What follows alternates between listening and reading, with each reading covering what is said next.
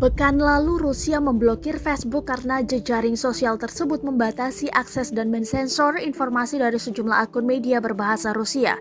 Kini giliran Instagram yang bakal diblokir oleh Rusia dalam beberapa hari ke depan. Hal ini diumumkan Roskomnadzor, lembaga eksekutif jenderal Rusia yang mengurus media elektronik, komunikasi massa, dan teknologi informasi dalam sebuah pernyataan di situs pemerintah berbahasa Rusia. Menurut Roskomnadzor, pemblokiran ini dipicu oleh kebijakan terbaru Meta yang mengizinkan pengguna Facebook dan Instagram di sejumlah wilayah, termasuk di Rusia dan Ukraina, menyebarkan ujaran kebencian yang melibatkan invasi Rusia ke Ukraina.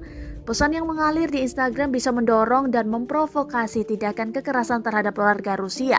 Oleh karena itu, kantor Kejaksaan Agung Rusia meminta Roskomnadzor membatasi akses ke jejaring sosial ini, tulis Roskomnadzor dalam sebuah pernyataan yang diterjemahkan Kompas Techno ke bahasa Indonesia Sabtu 12 Maret 2022. Roskomnadzor melanjutkan pemerintah Rusia bakal memblokir Instagram pada Senin 14 Maret 2022 dini hari pukul 00 waktu setempat. Dengan begitu, pengguna Instagram asal Rusia masih bisa mencadangkan atau backup seluruh foto mereka dalam waktu 48 jam ke depan.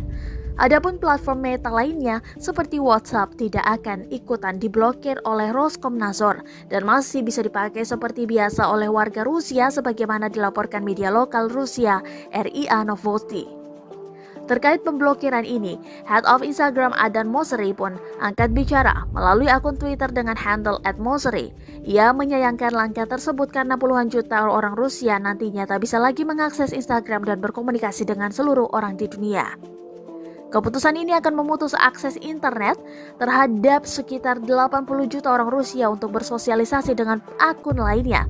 Padahal 80% akun Instagram yang berasal dari Rusia mengikuti atau follow akun Instagram yang berasal dari luar negara. Terima kasih sudah nonton. Jangan lupa like, subscribe, dan share ya.